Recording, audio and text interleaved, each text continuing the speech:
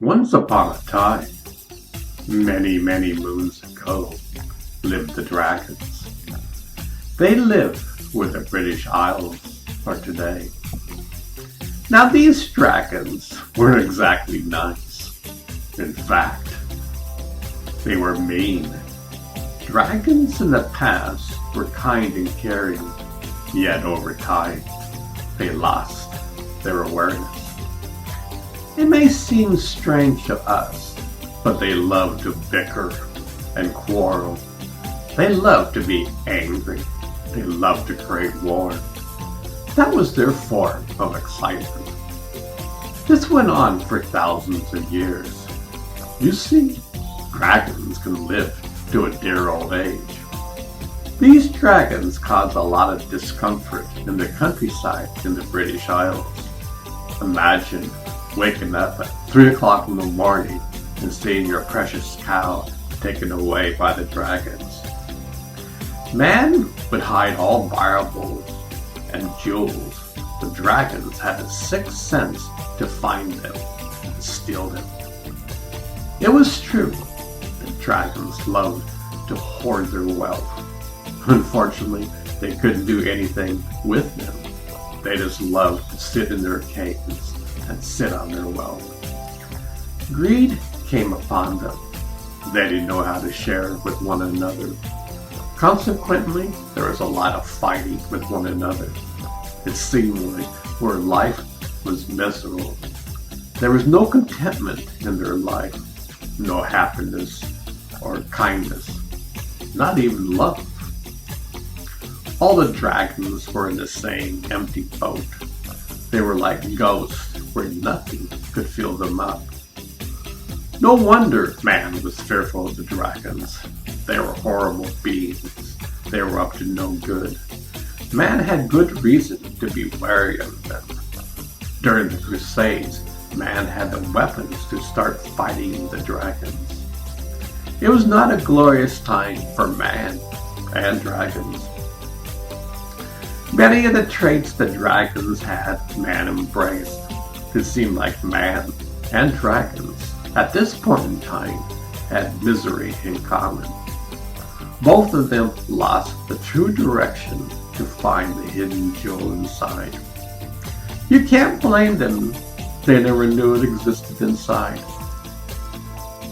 The years went by and the conflict never got better.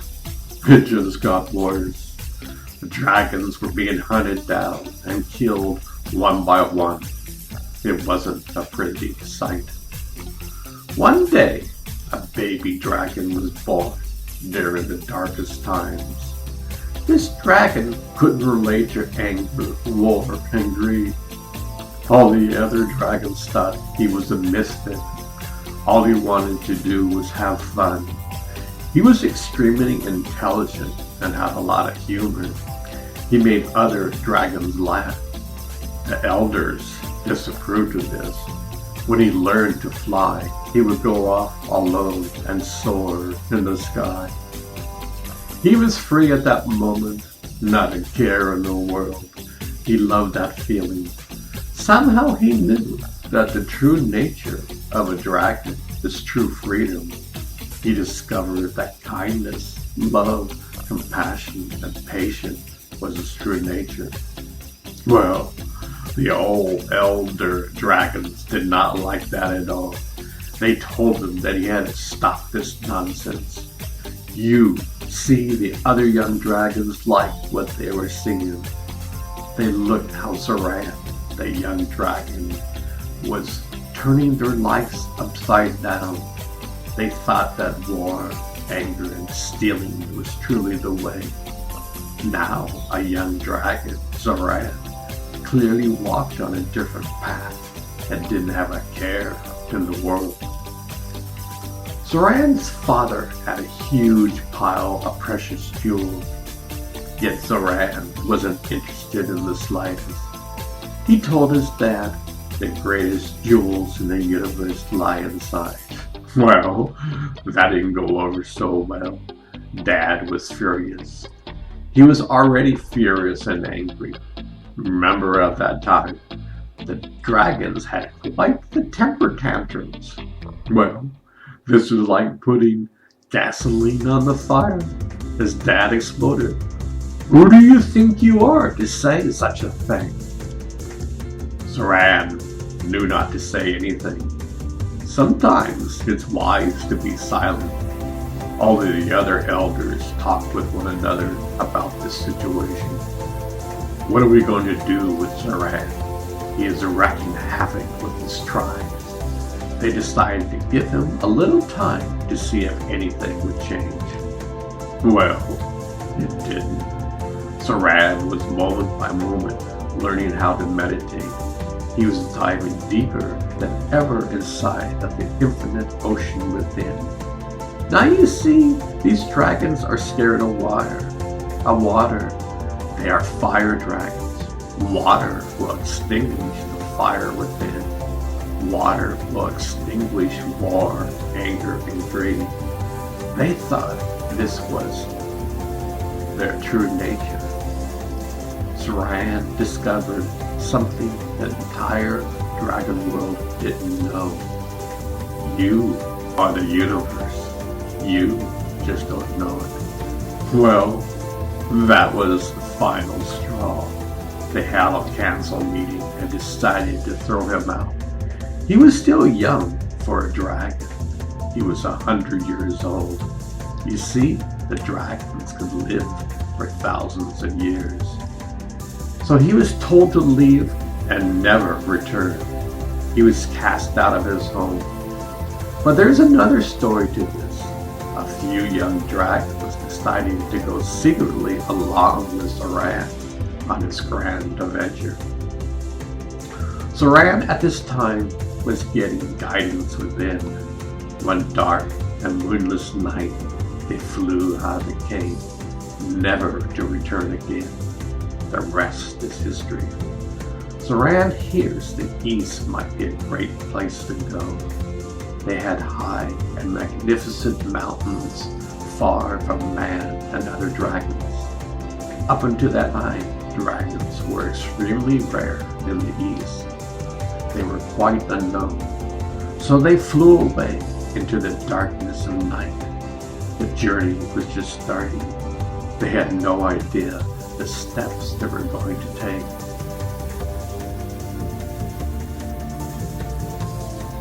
Zoran and his friends traveled only during the night.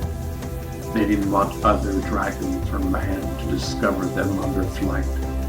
When they flew over the lakes, rivers, seas, and oceans, they would eat the fish along the way. Fish was extremely plentiful. They discovered it was tastier than cows. Furthermore, they didn't have to be worried stealing cows and being captured. Man was slowly learning how to trap the dragons. There were even dragon slayers as a profession. Times have changed. It took 3 solid months to arrive at their destination. They landed in the high mountains in Tibet, far from man and other dragons. It was winter time. They had to fly in fierce snowstorms and bitter winds. Fortunately, they were fire dragons who could keep warm. A water dragon might have frozen to death.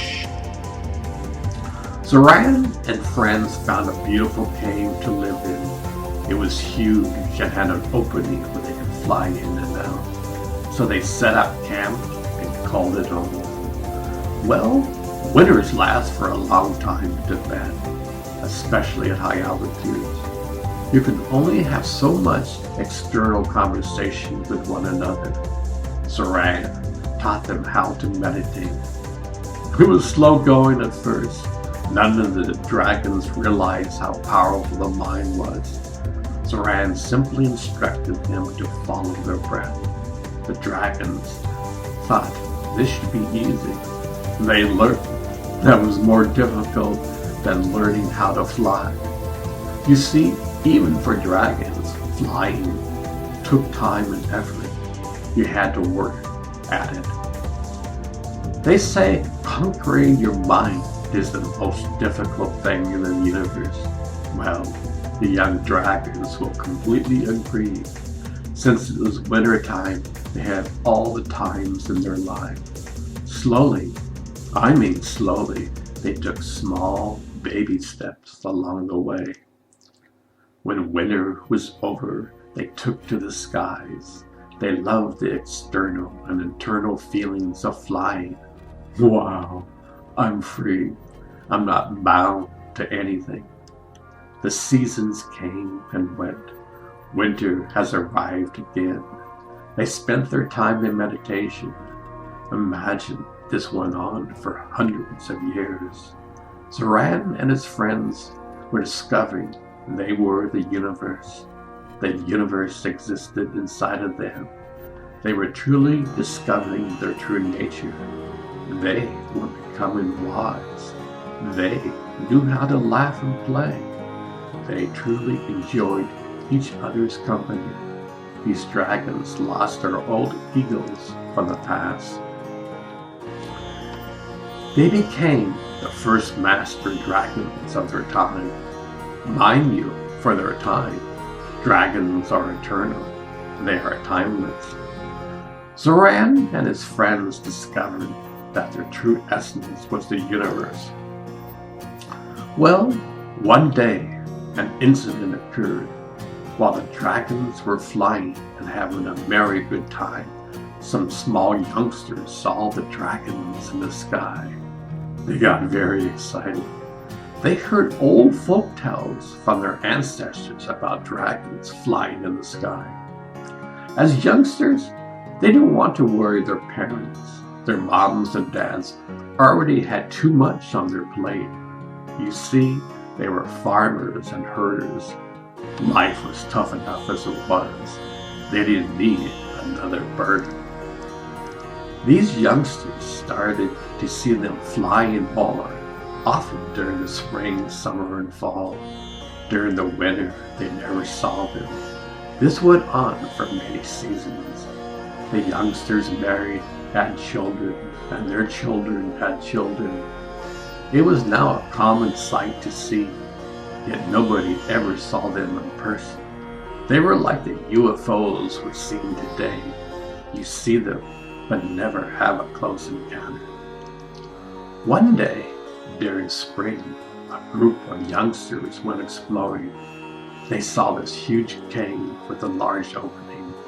They decided to go in. They weren't scared, but were hesitant. Slowly, they walked, step by step, into the cave. To their amazement, they saw Zoran and his friends meditating. It was a sight to behold. They weren't scared at all. In fact, they were so happy and full of love. They had never experienced anything quite like it. The dragons woke up and saw the children sitting there with their eyes wide open. They couldn't believe what they saw. Now the dragons don't speak their language, but they have the capability for non-verbal communication. This means without saying words, the children could hear from inside of them what the dragons said. The children never saw such a thing like this before. This started a brand new life for the children. They were told, don't tell anyone else.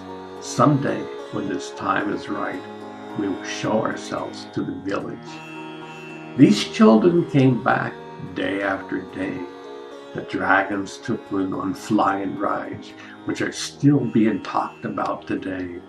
Imagine flying on the backs of the dragons. They never experienced such freedom and joy. The dragons slowly taught them how to meditate. They taught them and showed them that kindness, love, and compassion is the true way to live. They did not preach or try to convince anyone. The dragons were pure and didn't have anything to prove, yet their essence rubbed off on the youngsters. Slowly, over time, they embraced these qualities. Mind you, this was a time in Tibet, in China, where war was all around. The same problems that existed in the West existed in the East. Generation after generation, the youngsters migrated to the dragons.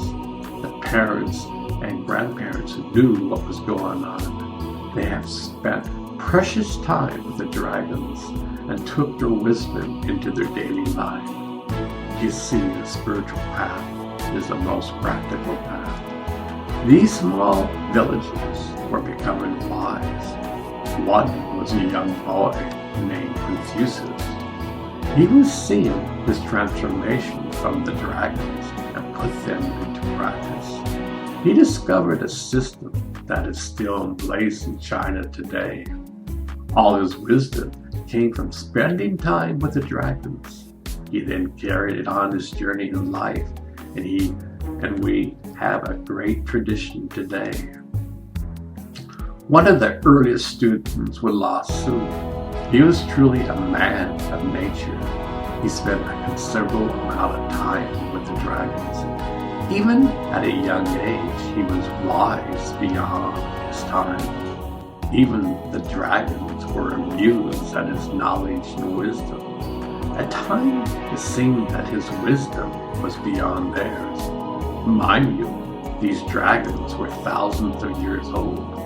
Lao Tzu was only around 10 years old. Needless to say, there was great friendship and understanding with each other.